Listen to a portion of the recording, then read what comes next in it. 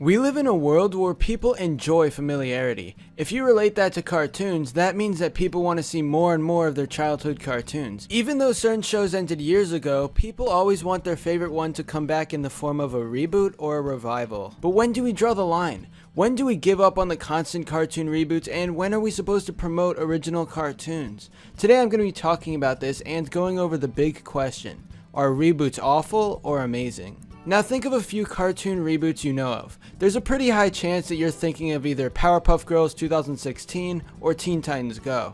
These two are completely awful shows, so does this immediately prove that all cartoon reboots are awful? Not necessarily.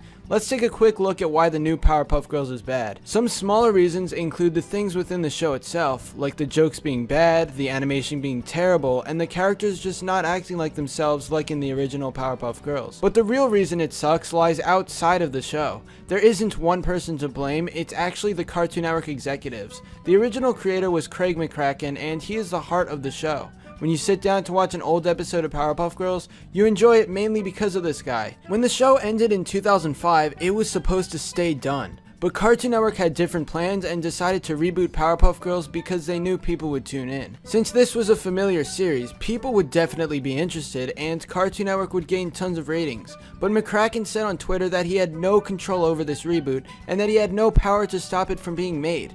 This is the part that really sucks when talking about bad reboots. Business completely outshines creativity. So when a company sees a chance to get a lot of ratings, they are going to take it regardless of the show's minimal creativity. Powerpuff Girls is a terrible reboot, and this is purely due to the business standpoint. The situation is very similar with Teen Titans Go. The original creators of Teen Titans don't have any part in this reboot, so the real heart of the show is gone. While nobody seems to like it, there's really nothing we can do. Kids grow up with the terrible reboot and then watch it because it gets pretty high ratings on Cartoon Network. A Teen Titans Go fan, huh? I don't buy it. Tell me, Walter, do you like the Teen Titans or the Teen Titans? As I thought. Makes sense. I mean, I don't blame him. I mean, animation-wise, there's really no comparison. Well, I don't care as long as you don't consider us garbage. You don't consider us garbage, right? Let's go to the other side of the spectrum and talk about a good cartoon reboot, Scooby-Doo Mystery Inc. Scooby-Doo is a series that has tons of reboots and revivals with new casts and crews, and honestly Mystery Inc. was one of my favorite incarnations of the franchise. But what exactly made this a good cartoon, and why did it not end up like Powerpuff Girls 2016 and Teen Titans Go? The reason is this. Mystery Inc. accomplished something that was never before done in the Scooby-Doo series before. The show had dark themes and it wasn't the same kid-friendly cartoon we remembered from our childhoods. Kids could still watch it and enjoy, but at the same time there was a lot more to be loved about the show. Mystery Inc. tried something new with the series, something that worked and made it a great cartoon. Teen Titans Go and Powerpuff Girls may have tried several new things, but in the end they were just meaningless and bad changes were made because of business. Scooby-Doo Mystery Inc. changed everything about the original show, and we got incredible character development as well as a story arc that spanned over the course of the 2 seasons.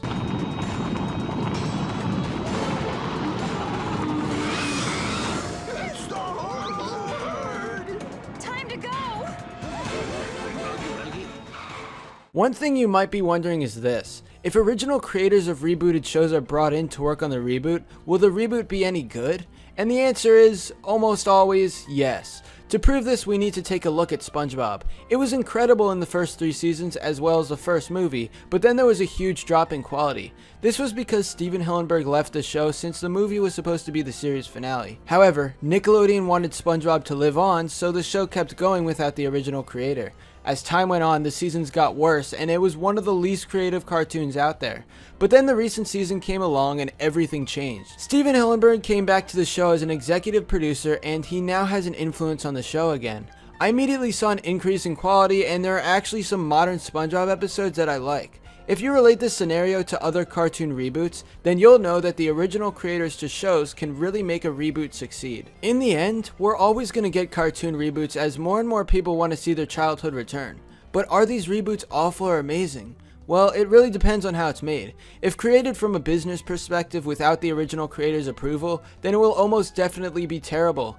But if it has the same heart and feel as the original show, then chances are it'll be a reboot worth watching. A DuckTales reboot is coming out later this year, and it honestly looks pretty good. It has a team full of talent and doesn't seem like a cheap cash grab. While I do agree that we should continue enjoying these reboots, at the same time we should look forward to new and original cartoons. Living in the past is nice, but at the same time we have to remember the present, and we have to look forward to all the new incredible cartoons we'll experience. Anyway, that's all for this video. Be sure to give a thumbs up and comment below to let me know what you think. Thanks for watching, and I'll see you guys next time.